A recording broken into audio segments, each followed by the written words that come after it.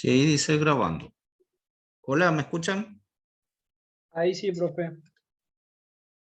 Sí, ahí ya está grabando.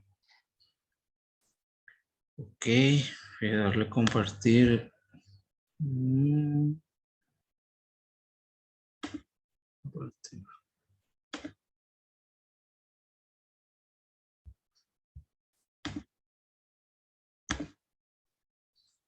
Ustedes pueden ver lo que comparto, ¿verdad? ¿Se ve? Sí, profe.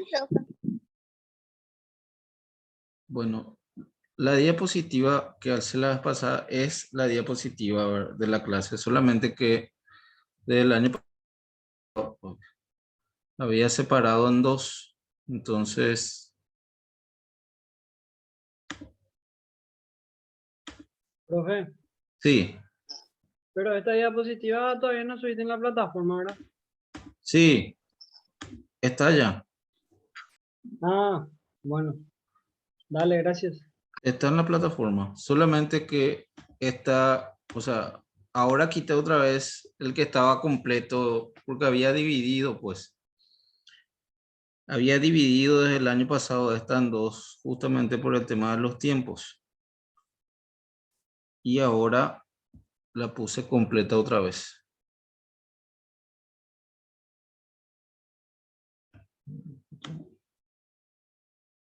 Te muestro.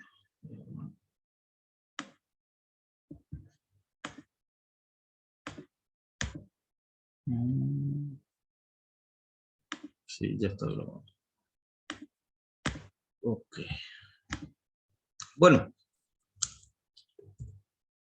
ya que se nos hizo un poco lento ahora, habíamos visto un poco el tema de, habíamos hablado el tema del concepto de bromatología. Habíamos visto varios temas, ¿verdad? Pero uno de ellos es un poco de esto, ¿verdad?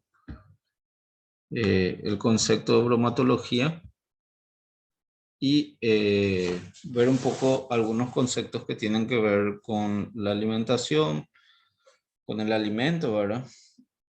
Y primero es importante que definamos este tema de la bromatología.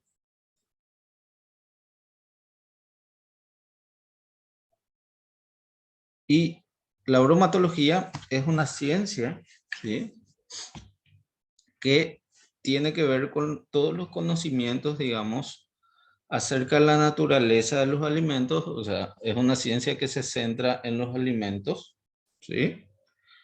Y qué hace o qué estudia de estos alimentos. Estudia su composición química y sus comportamientos bajo diversas condiciones, ¿sí? Esas condiciones son, digamos, aquellas que permitan generar o permitan revelar si un alimento, cuánto tiempo dura, en qué condiciones hay que es apto para seguir consumiéndole. O sea, las diversas condiciones, digamos, ambientales, que tienen que ver con temperatura, con humedad, y, o condiciones de sol, de luz, que pueden afectar a los alimentos. A eso se refiere en cuanto a su comportamiento bajo diversas condiciones.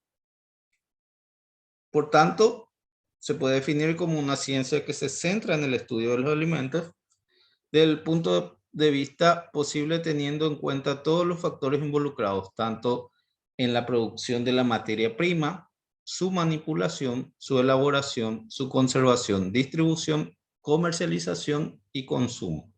Es decir, la bromatología va a abarcar todo lo que se pueda estudiar sobre los alimentos, desde la composición de estos alimentos hasta las diversas condiciones que son útiles para saber cuánto dura este alimento, hasta dónde es viable, todo lo que tenga que ver con la calidad del alimento, porque un alimento tiene que ser inocuo, o sea, no puede generar contaminación, o no puede, digamos, enfermar a una persona. Entonces es muy importante que cumpla ciertos requisitos, y esos requisitos van a estar contemplados también dentro de una legislación, ¿sí?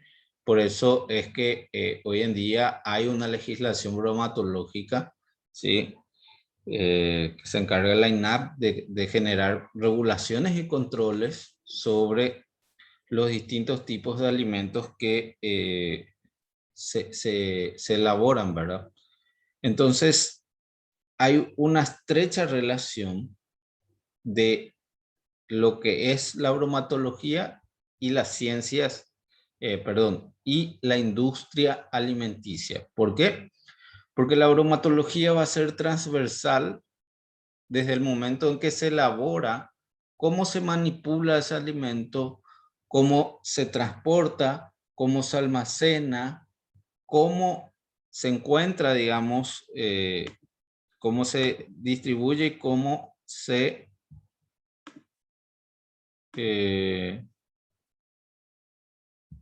hay más gente. A ver. Ya está. Ahí ya le acepté a las personas que estaban esperando. ¿Cómo se comercializa? Y sobre todo, ¿cuál es la demanda de consumo? Para que aterricemos dentro de una realidad de la importancia de hoy de la bromatología. Por ejemplo,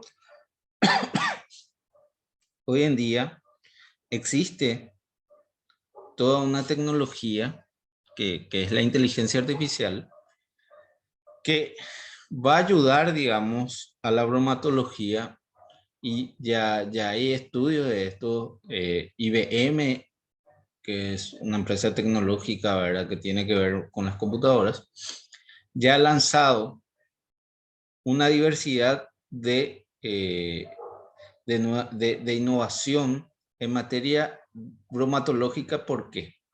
Porque han diseñado, por ejemplo, unos sensores especiales que se encuentran en las góndolas de los supermercados, y de acuerdo al consumo, por ejemplo, ellos van generando estimaciones real time de cuántas cebollas se están llevando, de cuánto tomate se está elaborando.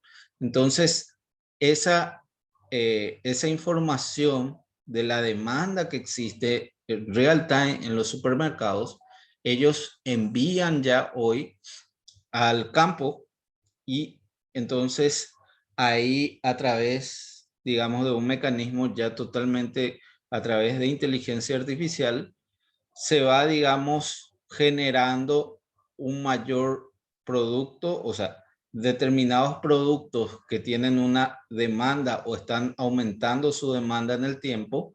Entonces se articula de tal manera que se puedan plantar más en el campo, y se puedan también, si digamos ya se encuentran cosechados, tener un mecanismo que facilite su almacenamiento en las condiciones que puedan llegar de la mejor manera de nuevo hasta el supermercado. Y eso va a ser algo tan dinámico que lo que se espera es que no se genere más tanto desperdicio. Hoy en día la capacidad de producción se ha elevado muchísimo en cuanto a alimentos, pero también existe hoy una merma que le llaman, en términos de desperdicios, que también es alto, sobre todo con aquellos productos que son, digamos, que no son perecederos, o sea, que se descomponen en un corto periodo de tiempo. Entonces, ¿cuál es, digamos, ya el enfoque actual de la bromatología? Es ayornarse a los nuevos tiempos, utilizar la inteligencia artificial como para generar una mayor optimización de los recursos alimenticios disponibles y de la demanda que puede generar un determinado alimento en un tiempo dado. Eso es un poco ya hoy la bromatología más reciente, digamos, ¿verdad? Entonces, la diversidad de sustancias químicas integradas en la composición de los alimentos resulta un factor fundamental de fundamental importancia para las distintas fases implicadas en el proceso de fabricación, comercialización y consumo del mismo. Los cambios que se producen durante la preparación y manipulación de la materia prima, los procesos tecnológicos de elaboración de los alimentos, la conservación de los ya preparados y los procesos culinarios necesarios que se han de aplicar para el consumo. Así, los fenómenos químicos y enzimáticos que acaecen en los alimentos guardan una relación muy estrecha con los requisitos que debe cumplir para tales alimentos ofrezcan una buena calidad organoléptica o un excelente valor nutritivo. En definitiva, la bromatología debe ser considerada como una ciencia aplicada estrechamente relacionada con la industria de alimentos, que es lo que ya dijimos, y las leyes de la alimentación, dentro de una perfecta penetración entre la ciencia y la práctica. Habíamos hablado también de la problemática de la alimentación humana y habíamos hecho, digamos, un resumen de cómo la alimentación marcó, digamos, desde la era prehistórica el camino para la evolución y desarrollo del hombre. El desarrollo del hombre y la evolución de las civilizaciones se fue dando, digamos, cuando estas comenzaron o pudieron generar primero producir sus propios alimentos. Entonces cambia la visión. Existe primero, digamos, una primera fase donde hay un punto de inflexión, ¿sí?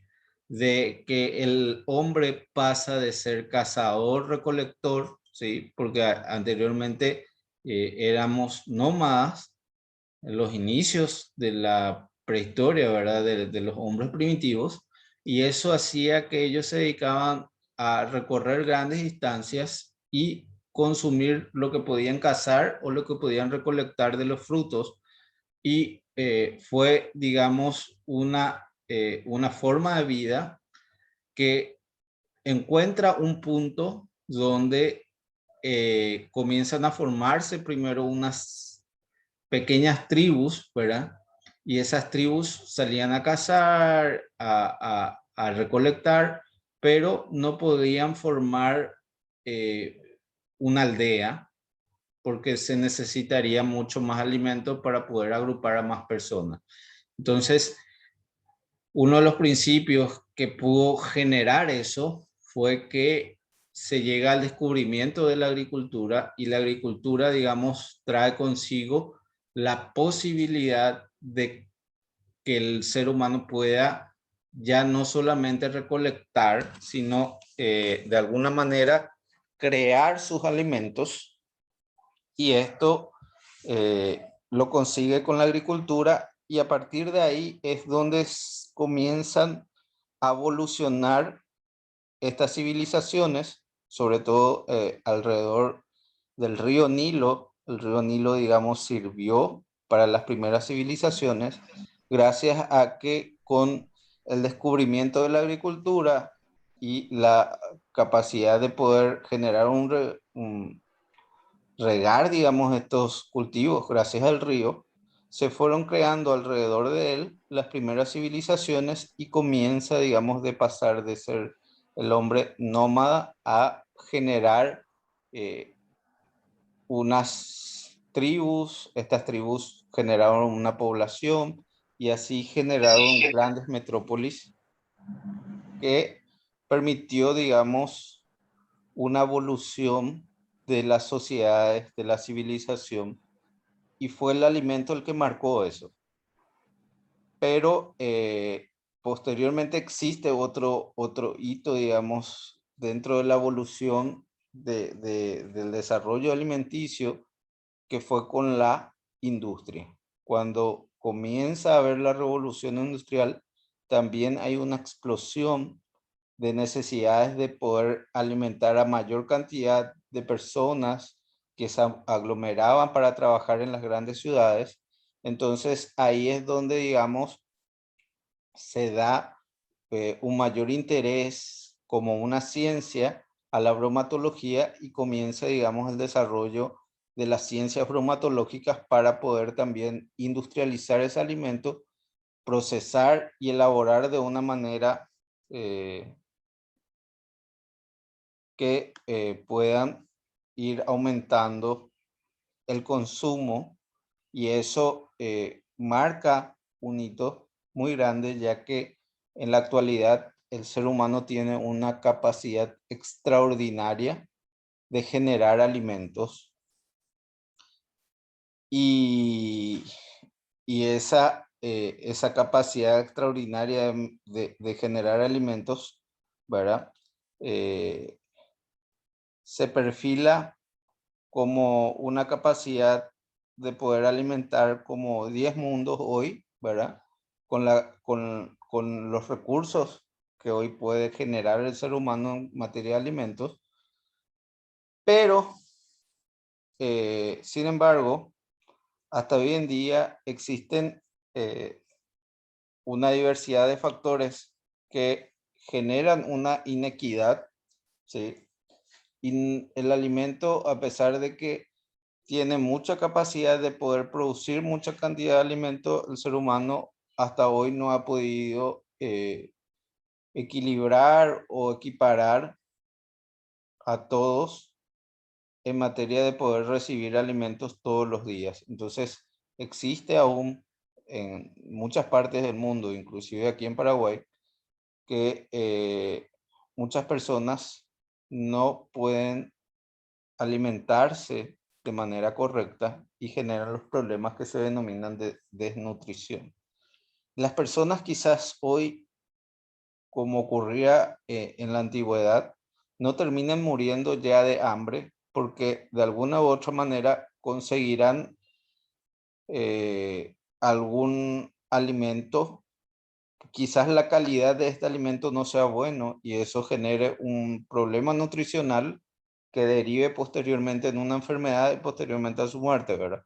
Pero es muy difícil de hablar hoy de una persona que muera de hambre como anteriormente sí llegó a haber. O sea, llegaron a haber muchas veces las guerras o el factor climático desencadenaba todo un proceso que hacía que las personas murieran literalmente de hambre, y hoy eso ya no es, digamos, una realidad, pero sigue habiendo una brecha muy grande en materia de equidad en cuanto a los alimentos. Y es así que con esta pandemia se ha visto que uno de los recursos más valiosos que un país puede tener es poder producir su propio alimento, tener, digamos, esa independencia y autonomía alimentaria que es fundamental para poder seguir, digamos, evolucionando como seres humanos. Es una situación que involucra un aspecto social y tiene que ver la bromatología porque está dentro de su contexto de estudio, ¿sí? Entonces, el estudio profundo de estos problemas socioalimentarios ha permitido encontrar algunas razones que argumentan el porqué de esas situaciones precarias, entre lo que cabe destacar las características demográficas de la población occidental. Existe un elevado número de personas que se someten a regímenes de adelgazamiento sin un control clínico apropiado. Esa es otra característica, ¿verdad? Muchas personas hoy en día tienen un sobrepeso o obesidad y eso los lleva, digamos, a querer someterse a algún régimen de adelgazamiento, y eso también puede traer consecuencias si no se controla de manera adecuada. El consumo de modo habitual de ciertos tipos de fármacos, como tranquilizantes o anticonceptivos, entre sus efectos secundarios se encuentran el posible bloqueo de la actividad catalítica de algunas vitaminas, sobre reacciones enzimáticas esenciales para el organismo. Los modos de vida que adoptan ciertos grupos de población les lleva a una alimentación que abusan del consumo de productos denominados como calorías vacías, y como consecuencia pueden aparecer dos tipos de malnutrición: una ingesta abundante pero desequilibrada de nutrientes, un predominio de alimentos que convertidos en energía no dejan en el organismo ningún otro tipo de nutrientes. ¿Está bien? Por ejemplo, ¿cuál es la característica de la alimentación paraguaya? ¿Cuál es la principal base, digamos, de nuestra alimentación? ¿Qué es lo que siempre en la mayoría de los hogares y quizás tenga una mayor relevancia en el interior, se pone sí o sí como algo para acompañar? Mucha gente es lo único que come también, ¿verdad? Sobre todo en el campo. ¿Qué alimento? La mandioca puede ser. La mandioca. Nosotros somos un pueblo que consume la mandioca en una cantidad muy, muy elevada. No está mal, ¿verdad? Es un alimento, en fin, pero tiene sus limitaciones, ¿sí? También. O sea, basar una alimentación solamente en el almidón de la mandioca no es algo que pueda generar una nutrición. Va a generar aspectos de obtención de energía, digamos, ¿sí? Pero no los nutrientes que necesitamos. O sea, no es, digamos, que es lo que vamos a enfocar en la clase de hoy también, ¿verdad? Cada grupo etario, de acuerdo a la edad, necesita un nivel, digamos, una dietética, un valor nutricional determinado para poder desarrollar sus capacidades y ir creciendo. Bueno, en la actualidad, la bromatología intenta alcanzar tres objetivos prioritarios que son, ¿verdad?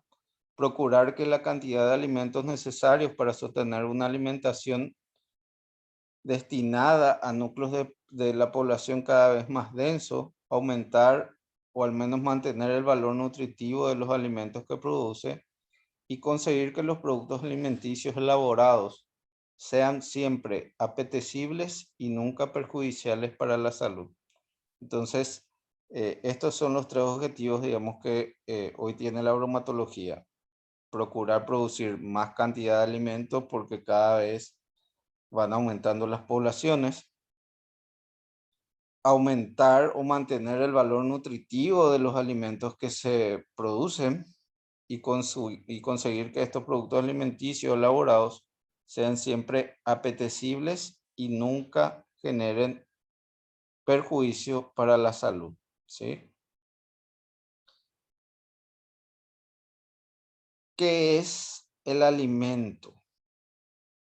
Considerado desde un punto de vista nutricional, un alimento es todo producto que por sus componentes químicos y por sus características organolépticas pueden formar parte de una dieta con el objetivo de calmar el hambre, satisfacer el apetito y aportar nutrientes que resultan necesarios para mantener al organismo en un estado de salud. Es decir, un alimento es un producto natural o transformado capaz de suministrar al organismo que lo ingiere la energía y las estructuras químicas necesarias para que pueda desarrollar sin problema sus procesos biológicos. Entonces, eso es un alimento, es cualquier producto natural o transformado que pueda suministrar al organismo energía y estructuras químicas necesarias, como por ejemplo una vitamina, para que puedan desarrollarse sin problemas todos los procesos biológicos de este organismo. Eso es, digamos, un alimento, ¿tá? Se define el alimento como sustancia o producto de cualquier naturaleza, sólido o líquido, naturales o transformados, que por sus características, aplicaciones, componentes, preparación y estado de conservación sean susceptibles de ser habitual e idóneos utilizados para alguno de los fines siguientes: para la normal nutrición o como productos dietéticos. ¿Está bien? Por ejemplo, pueden aportar calorías, energía, y en otros casos pueden aportar otro tipo de estructuras biológicas que generen, digamos, un factor nutritivo importante en el ser humano. Bueno, eso era lo que faltaba de la clase anterior. Está a punto de cortarnos para hacer esta cosa. Si nos corta, voy a volver a crear otro y vemos ahí, ¿sí? Pues ya me mandó el aviso.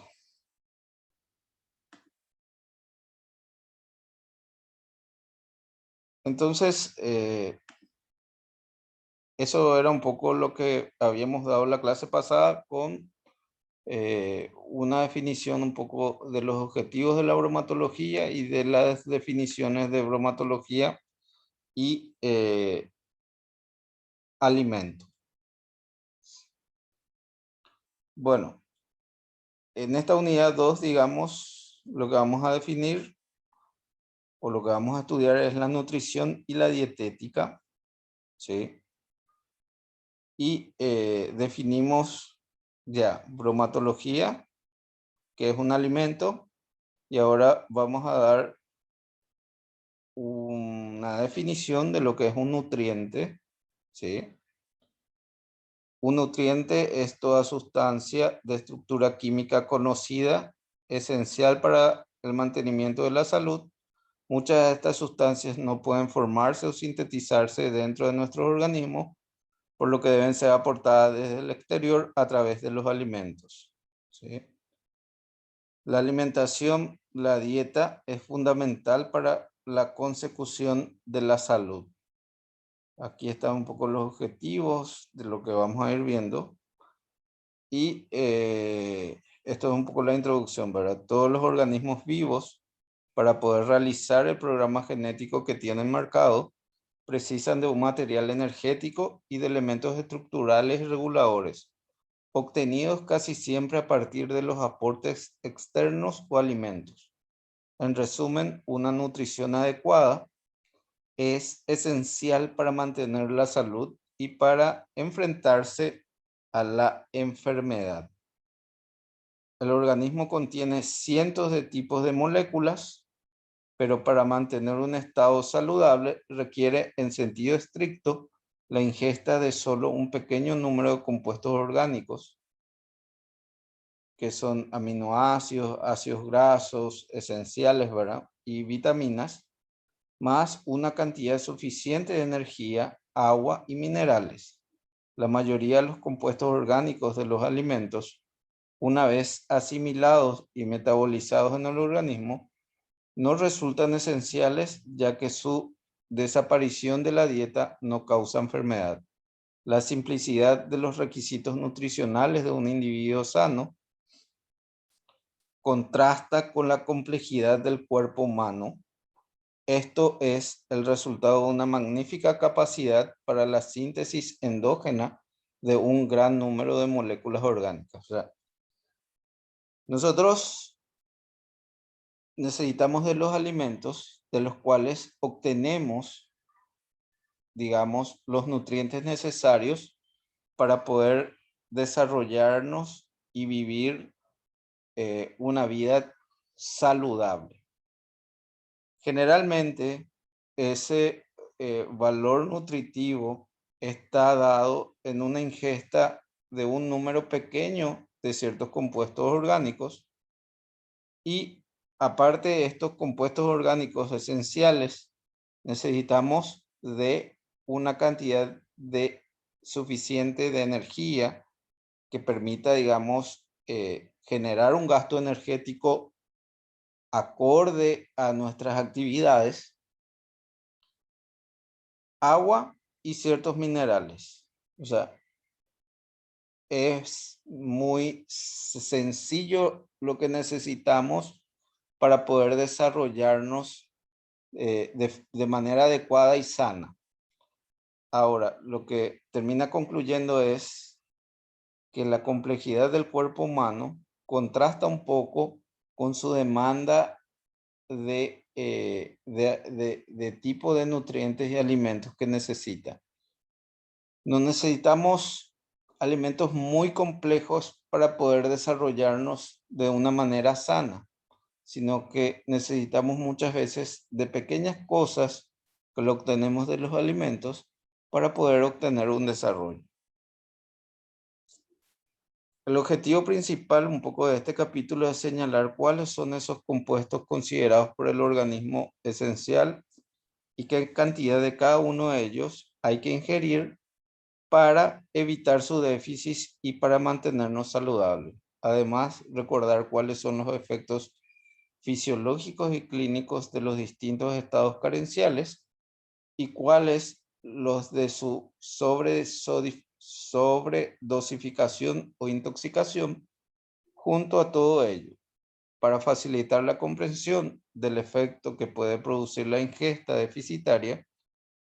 Se realizará un recordatorio somero de las características y funciones de cada uno de los nutrientes. Entonces, vamos a ir hablando un poco en este capítulo de nuestros requerimientos mínimos de alimentos que necesitamos de acuerdo a nuestro grupo etario, de acuerdo a nuestra edad.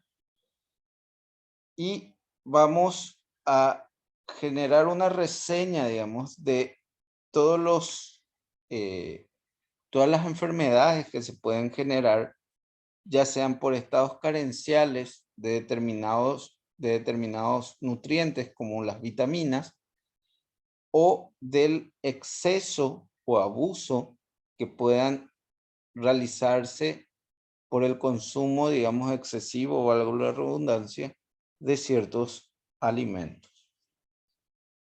Y vamos a tocar un poco cuál es la función de cada uno de los nutrientes. Por ejemplo, vamos a hablar de los carbohidratos, de las grasas, de las proteínas, de ciertos minerales, del sodio, del potasio, del cloro, del calcio, que son, digamos, parte esencial, que forman parte de los alimentos y que son esenciales para que podamos llevar una vida sana. Entonces, empezamos con esta definición, que son los requerimientos nutricionales y denominados también necesidades nutricionales. Se define como la cantidad de todos y cada uno de los nutrientes que debe ingerir un individuo para evitar las enfermedades, mantener un estado nutricional y desarrollarse correctamente, garantizando a los niños un crecimiento normal. Entonces, los requerimientos nutricionales va a ser, digamos, o las necesidades nutricionales va a ser la cantidad de todos y cada uno de los nutrientes que debemos ingerir para evitar enfermedades, mantener un estado nutricional y de desarrollo que sean adecuados y facilitar, digamos, en los niños que tengan un crecimiento normal. Entonces, son las necesidades o los requerimientos nutricionales, se define como eso, ¿sí? Y dentro de estos requerimientos nutricionales existe una cantidad mínima y una cantidad óptima. ¿Está bien? Se entiende por necesidad mínima de un nutriente la cantidad ingerida de este por debajo de la cual aparece un estado carencial. Si un individuo ingiere solo estas cantidades mínimas, consigue sobrevivir, pero no desarrollarse plenamente, disfrutando de la mejor calidad de vida. Entonces, el organismo está, digamos, preparado para poder subsistir, ¿sí? Y esa subsistencia se debe a un mínimo consumo de ciertos alimentos. En la actualidad, muchas personas están, yo creo que más de un cuarto de la población paraguaya, más de 1 millón de habitantes, viven bajo estas condiciones de necesidades mínimas. O sea, consumen los nutrientes, los alimentos, lo mínimo posible, porque no tienen acceso a ello, y eso genera, digamos, que uno no pueda desarrollarse de manera plenamente, ni mucho menos disfrutar de la mejor calidad de vida. Por eso es que hoy existen estos programas que tienen que ver con la merienda escolar. La merienda escolar es una forma de incentivar, sobre todo en niños de áreas rurales o en niños que asistan a escuelas donde pueden ser, digamos, niños que viven en la extrema pobreza, no solamente del área rural, que de alguna u otra forma el Estado pueda proveerles de un alimento nutritivo en las escuelas y sea eso una motivación para que puedan ir.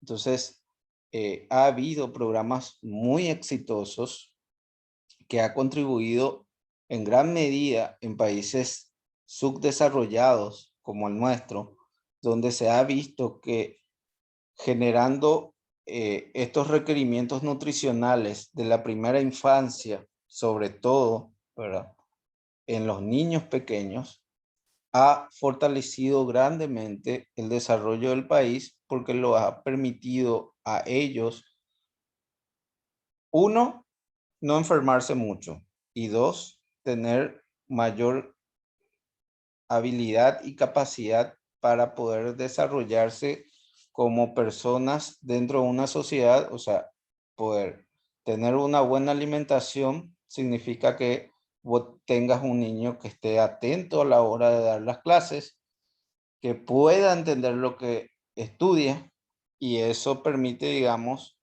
que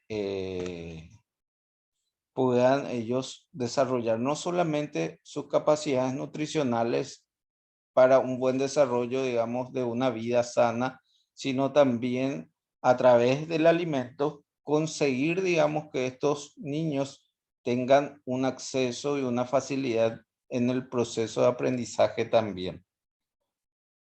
Por eso es fundamental que este tipo de programas de acceso de alimentos, sobre todo en la primera infancia. La primera infancia va desde, digamos, desde que el niño comienza a amamantarse hasta los 5 o 6 años. También prestarle mucha atención y tratar de que ellos accedan a una alimentación adecuada, ya que es una fase donde se encuentran en un desarrollo exponencial, no solamente de crecimiento físico, sino de conocimiento, de desarrollo cognitivo de su cerebro, por lo cual es relevante e importantísimo que puedan, digamos, cubrir estas necesidades mínimas para un buen desarrollo cognitivo también.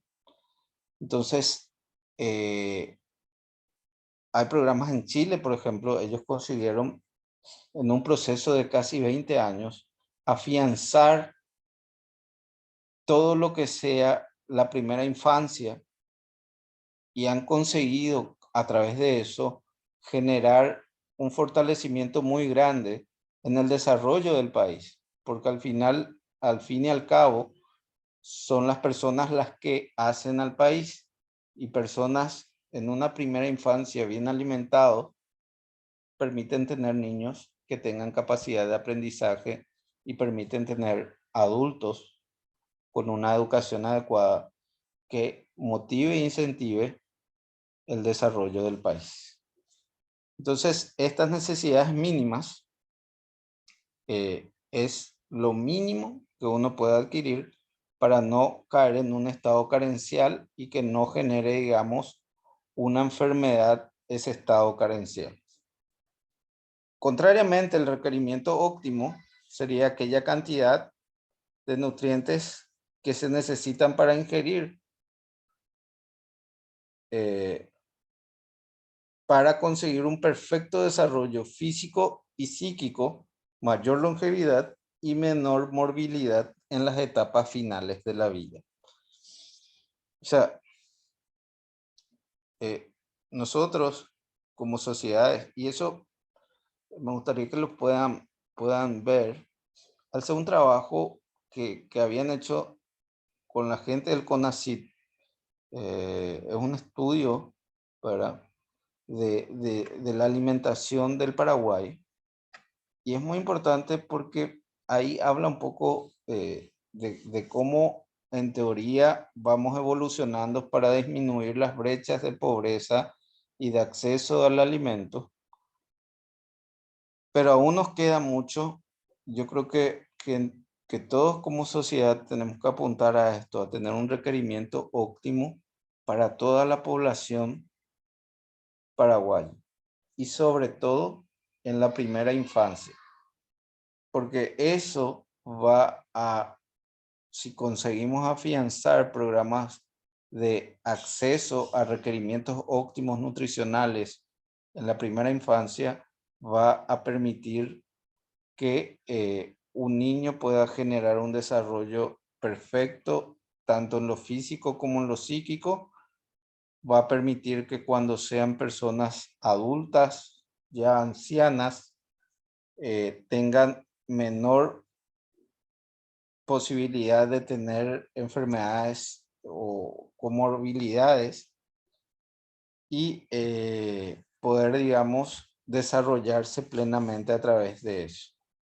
Entonces, este requerimiento nutricional tiene dos aspectos, digamos. Una necesidad mínima, que es lo mínimo a lo cual podemos acceder si queremos subsistir. Y hay un requerimiento óptimo, que es el ideal, que, digamos, nos permiten conseguir un desarrollo perfecto, tanto en lo físico como en lo psicológico, y que cuando seamos mayores o personas ancianas, podamos vivir, digamos, de una manera más llevadera y no cargada de tantas enfermedades. Las ingestas dietéticas recomendadas, que vienen por sus siglas RI, ingesta IDR, perdón, ingesta dietética recomendada, son las necesidades nutricionales que tienen una amplia variedad, por lo que para referirse a una población se utilizará el concepto de ingesta recomendada. Recomendaciones nutricionales o aportes de seguridad. Como tal, se considera la cantidad recomendada de un nutriente que permita cubrir las necesidades de ese nutriente en la mayoría de la población.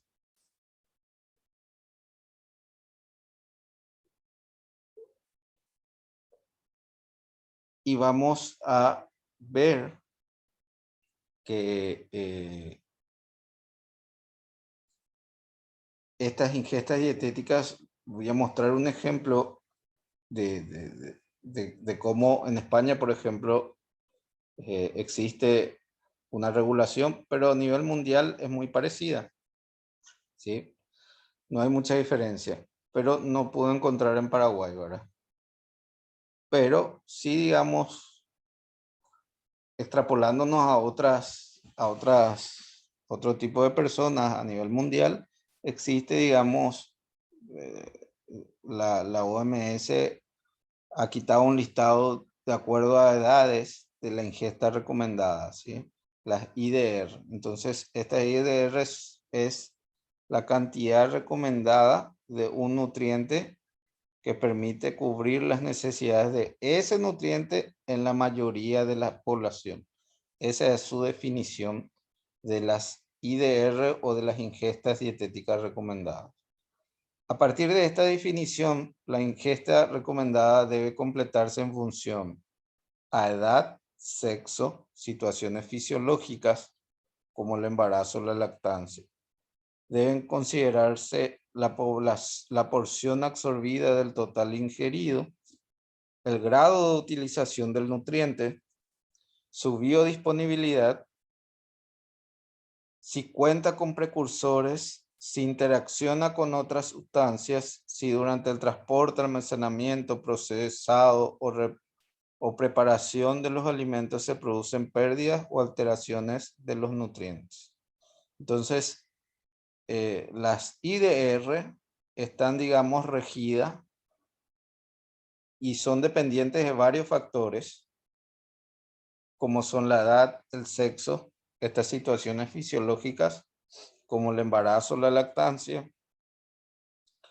y están regidas por otros procesos que no son demográficos, digamos, como la edad, el sexo, o que no son coyunturales, como un estado de embarazo o una lactancia, sino que tienen que ver también con el alimento en sí y cómo lo procesamos dentro, ¿verdad? Cuánto absorbemos de lo que ingerimos, cuál es el grado de utilización de ese nutriente, cuál es su biodisponibilidad, si hay algún precursor, si interacciona con otras sustancias. Entonces, hay un montón de detalles que tienen que ver con esta ingesta dietética recomendada. Y esto es lo que podemos ver, digamos, en cuanto a la ingesta dietética recomendada. Existe una ingesta adecuada, ¿sí? Pero si nos desplazamos, por ejemplo, hacia la izquierda, a medida que nos vamos desplazando hacia la izquierda, ¿qué es lo que aumenta? Aumenta el riesgo de una ingesta inadecuada. Aquí, donde ven esta línea, digamos, esta línea representa las necesidades mínimas de un nutriente. Esta es la ingesta recomendada de ese nutriente.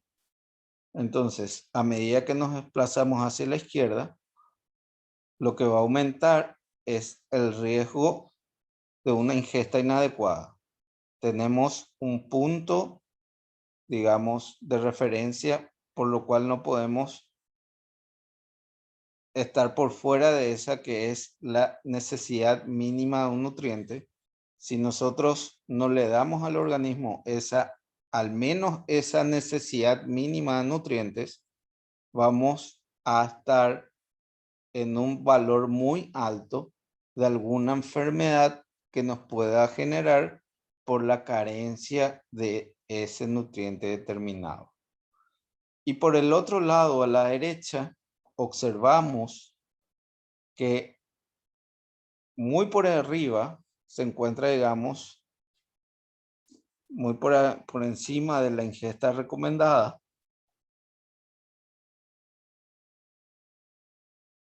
se encuentra el límite superior de la ingesta tolerable.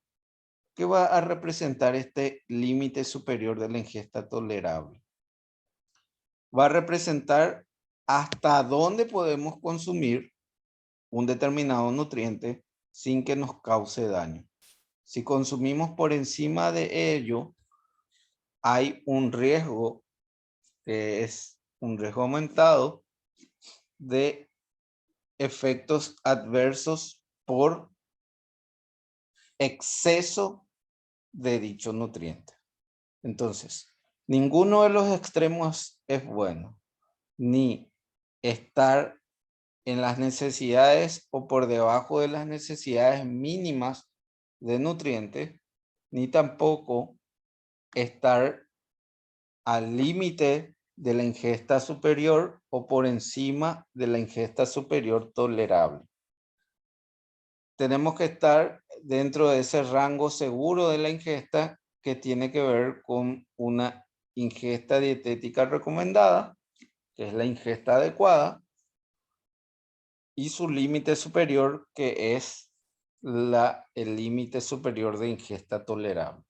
Mientras nos mantengamos dentro de esas referencias, es muy difícil que podamos generar alguna enfermedad relacionada a los alimentos.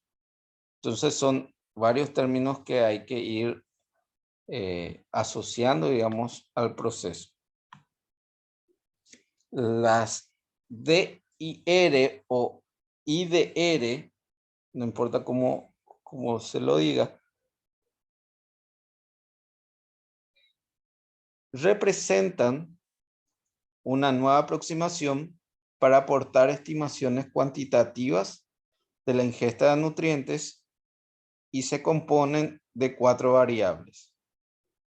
El requerimiento medio estimado, o EARE, por sus siglas en inglés, ¿verdad? Que es el nivel de ingesta diaria de un nutriente que se estima adecuado para cubrir los requerimientos de la mitad de los individuos sanos de un grupo de población en una etapa de la vida y de un género en particular. A ver, ¿cuál sería la diferencia entre una ingesta dietética recomendada y el requerimiento medio estimado?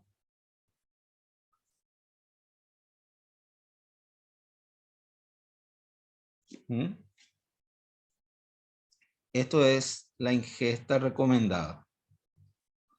Cantidad recomendada de un nutriente que permite cubrir las necesidades de ese nutriente en la mayoría de la población.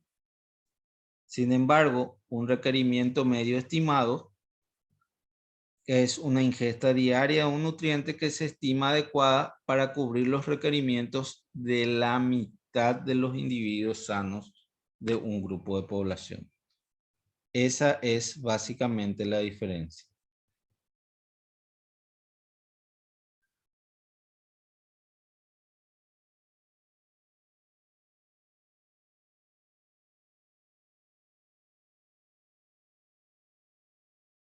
¿Está bien? Y la recomendación dietética, o RDA, es la ingesta dietética diaria suficiente para cubrir las necesidades de un nutriente de casi todos, entre el 97 y 98 de los individuos sanos de un grupo de edad y de género determinado. ¿Sí? Acá estamos hablando de dietética diaria, recomendaciones dietéticas diarias. RDA no es lo mismo que IDR o DRI. ¿Sí? A pesar de que el término, digamos, esté dado para un nutriente en casi toda la población, en el caso del RDA se tiene en cuenta la ingesta dietética diaria para cubrir esas necesidades del nutriente. Mientras que las ingesta recomendada es un término que se refiere, digamos, en relación a un nutriente en un tiempo dado, no en el día, sino durante un tiempo dado que mínimamente va a tener que consumir durante un tiempo una persona para poder, digamos, cubrir las necesidades de ese nutriente en la mayoría de la población. Esas son pequeñas diferencias y conceptos que tienen que llevar en cuenta cuando hablo de requerimiento medio estimado. Cuando hablo de requerimiento dietético, me refiero a la ingesta diaria de ese nutriente. 1, en el caso del requerimiento medio estimado, para cubrir la mitad de la población sana. Y cuando hablo de RDA, me refiero a la ingesta dietética diaria para cubrir las necesidades de un nutriente de casi todos los individuos. ¿Está bien? Siempre hay que entender que estos requerimientos nutricionales están muy relacionados con la edad, el sexo, con cuestiones demográficas y con condiciones fisiológicas, como el embarazo, ¿sí? O como la lactancia, por ejemplo. Y las ingestas adecuadas es la cantidad de nutrientes recomendado cuando no existen datos suficientes para estimar las recomendaciones respecto a un nutriente en una población o en un grupo de edad concreto. Normalmente ocurre cuando no existen datos suficientes para establecer una ingesta dietética media, ¿verdad? Un requerimiento medio estimado.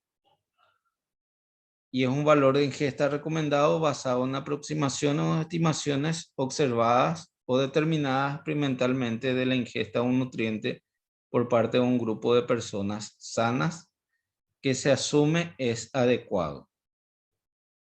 Y por último, el nivel de ingesta máxima tolerable, que es la cantidad máxima de un nutriente que se puede ingerir sin que exista riesgo para la salud en todos los individuos de la población general a largo plazo. ¿Está bien? Entonces, los niveles extremos es la mínima cantidad de nutrientes y el nivel de ingesta máximo. Esos son los extremos. Donde nosotros tenemos que situarnos son en una ingesta adecuada que tiene que ver con las IDR o las ingestas dietéticas recomendadas. ¿Está bien? Es ahí donde tenemos que movernos. Y esto tiene que ver un poco, es simplemente a modo de ejemplo, ¿verdad? Y lo tomé del libro. Tiene que ver con las ingestas recomendadas de energía y nutrientes para la población española y habla un poco de acuerdo a justamente la edad en niños, personas adultas, que va clasificando, o sea, desde niños, digamos, hasta ancianos, diferencia entre mujeres y varones, y lo que va haciendo es decir cuál es la ingesta dietética recomendada de acuerdo a esas variables.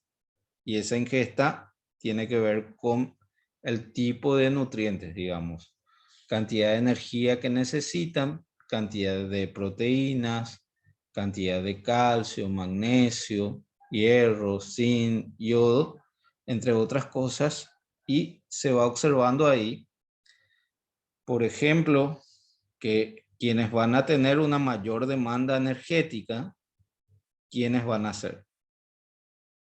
Los varones entre una edad comprendida entre 16 a 40 años van a demandar una cantidad de energía más alta, ¿sí?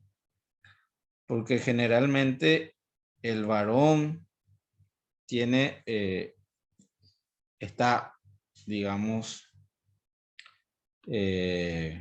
fisiológicamente desarrollado para realizar mayor esfuerzo y mayor consumo de energía, por lo tanto, ¿verdad? Mientras que el tema, por ejemplo, del calcio, no hay mucha variación, ¿sí? Entre varones y mujeres, pero sí, por ejemplo, en un estado gestacional, la mujer tiene, digamos, ciertas condiciones diferentes. Tiene un consumo mucho mayor de calcio. O sea, cuando dice más 60, quiere decir que a la edad de la mujer hay que sumarle 60 miligramos más de calcio. Por ejemplo, a su consumo de una mujer embarazada que tiene entre 20 y 40 años, que de 41, 41 gramos de proteínas, le tenemos que sumar 15 gramos más de esa proteína. O sea, una mujer en gestación va a demandar o va a requerir, ¿verdad?, una mayor cantidad de proteínas, así como de energías también. O sea, esos son factores fundamentales que están muy relacionados con cuestiones fisiológicas y de crecimiento, como en la lactancia. O sea, la lactancia, también un niño lactante va a requerir una demanda grande de los nutrientes. Y es un poco de ejemplo. Estas tablas no se aprenden de memoria, sino que se establecen justamente para definir cuáles son los mínimos de requerimientos que una población necesita para poder desarrollarse de manera adecuada. ¿Para qué sirven?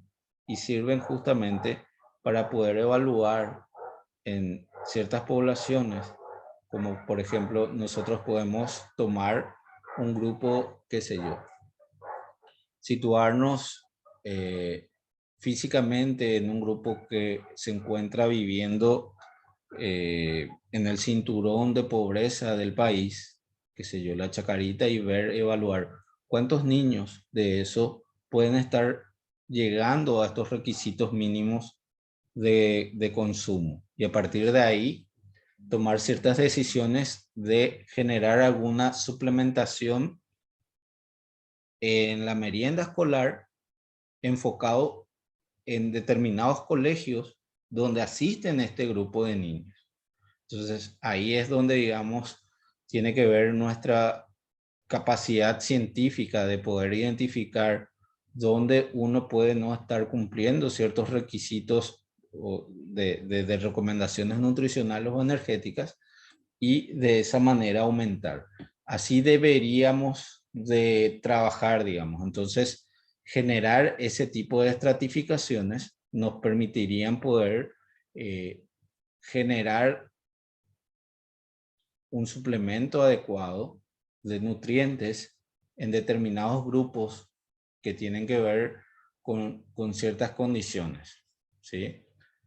Porque no es lo mismo, qué sé yo, agarrar y decir, bueno, vamos a licitar la merienda escolar para todos los colegios, públicos y privados o subvencionados.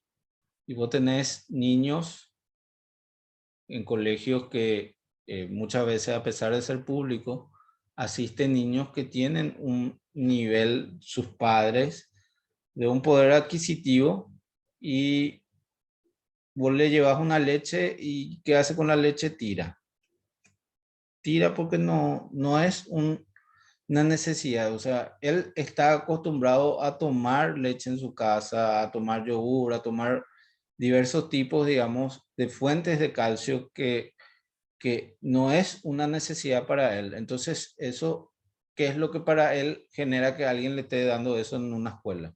Para él eso es un desperdicio. Entonces, tira o simplemente no agarra, ¿verdad? Sin embargo, existen lugares donde eso es un artículo de lujo y que quizás lo consuman solamente si van a la escuela. Y ese debería ser, digamos, el enfoque que debería el Estado dar a estos aspectos nutricionales, y evaluar en base a eso, ¿verdad? En base al grupo etario, en base a las variables demográficas y sobre todo a ciertas condiciones sociales que se puedan presentar. Esto lo quité de un libro, ¿sí? Y es más general, pero digamos, involucran lo mismo. O sea, una serie de aspectos que tienen que ver con determinados grupos etarios, ¿verdad? Niños, hombres, mujeres, edad, embarazo y lactancia. Es muy parecido. O sea, las tablas son muy parecidas a lo que estaba, digamos, en base a la población española. O sea, no hay muchas diferencias ya que todos somos seres humanos, ¿verdad? Esto lo quité de un libro, creo que era de la ONU o algo. Entonces, es a modo que ustedes puedan visualizar que existen estas tablas, ¿verdad? ¿Y qué se pueden hacer con estas tablas? ¿Cuál es la importancia de eso?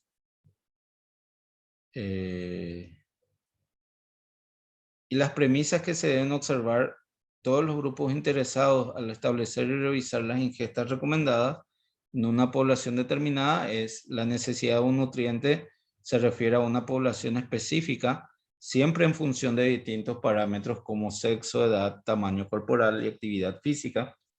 Necesidades y recomendaciones que se refieren a la ingesta durante un periodo más o menos largo, no para que deban cumplirse en un día o en un periodo concreto. No siempre las necesidades siguen una distribución normal, con lo que hay ocasiones que el grupo de individuos que la ingiere cantidades inadecuadas es superior a lo esperado. Las recomendaciones son cifras meramente orientativas, por lo que al utilizarlas individualmente deben ser valoradas con un espíritu crítico. Las recomendaciones nutricionales deben utilizarse como un punto de referencia estándar o como una guía para diversos hábitos y situaciones. ¿Qué es lo que les dije? Investigación, política nutricional, educación nutricional, valoración de una dieta, planificación de una dieta, e incluso debería observarse en el etiquetado de productos y la publicidad de estos productos elaborados. Bueno, y a partir de aquí vamos a hablar de energía. Esto podemos ver la semana que viene. Y vamos a ver, por ejemplo, en la diapositiva, en el material que les dejé del CONACYT, ¿verdad? De apoyo al material, perdón, que está en el aula virtual, ¿verdad? Que dice material de apoyo.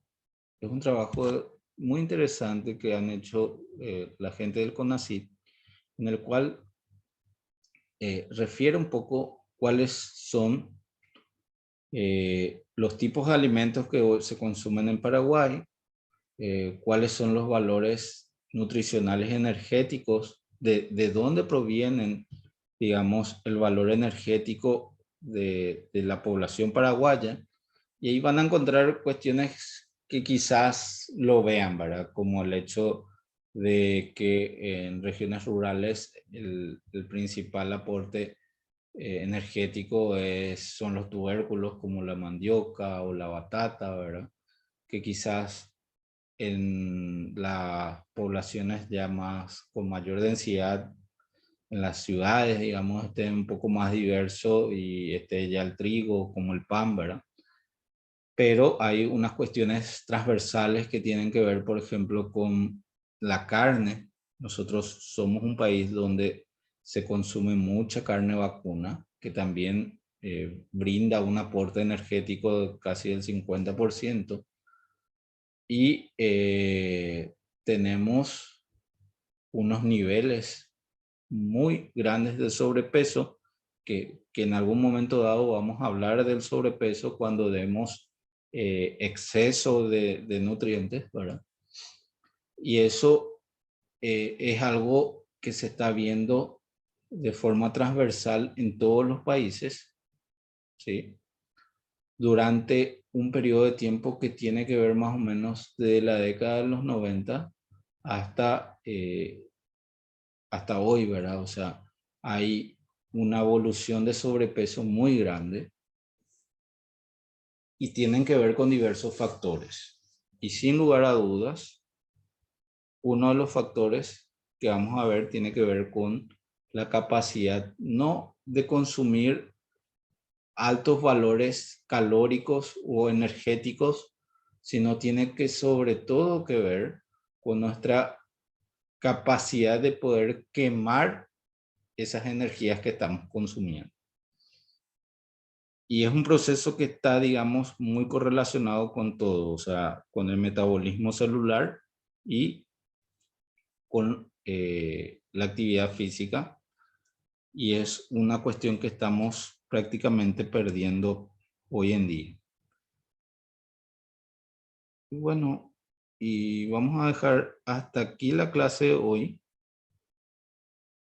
Espero que haya grabado esto, ¿verdad? Profe, Sí, sí, mi consulta, yo no encuentro ningún material, profe, en la plataforma, no sé si a mí nomás, o sea, si yo nomás no encuentro o no sé la verdad, profe. no puedes ver. Voy a No, revisar un poco porque yo lo que no no sé sé si si... está oculto o algo, no sé la verdad, profe.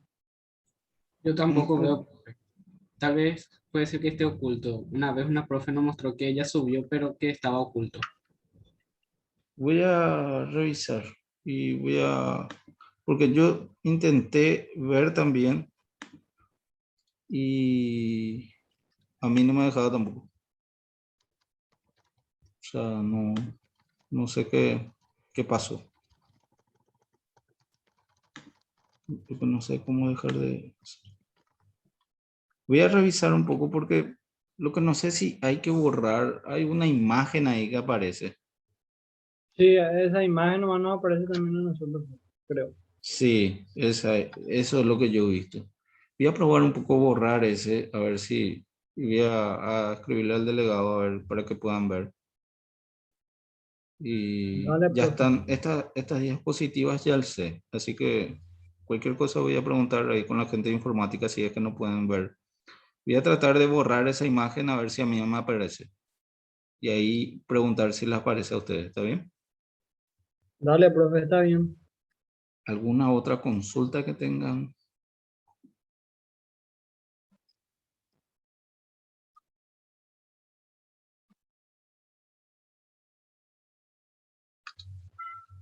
No hay ninguna otra consulta. Voy a alzar Parece. también el primer trabajo como que tiene que ver con el capítulo que terminamos, que es un poco la introducción a la bromatología, que tiene que ver con la historia, ¿verdad? Y que tiene que ver un poco hoy con una realidad que estamos viviendo y que siempre es importante generar tener un espíritu crítico en cuanto al aspecto social de la coyuntura que hoy estamos viviendo, ¿verdad? O sea, hoy de vuelta estamos a punto de generar un retroceso de fase por la enfermedad y esto, sin lugar a dudas, va a generar un conflicto nuevamente de poder adquisitivo y de accesibilidad a alimentos, sin lugar a dudas. Bueno, entonces, si ya no tienen más preguntas, vamos a dejar hasta acá por hoy, ¿sí? Y a ver, ojalá que me grabe esto. Dale, profe, está bien. Chau, chau. Chau, chau. Chao, profe. Chau, chau.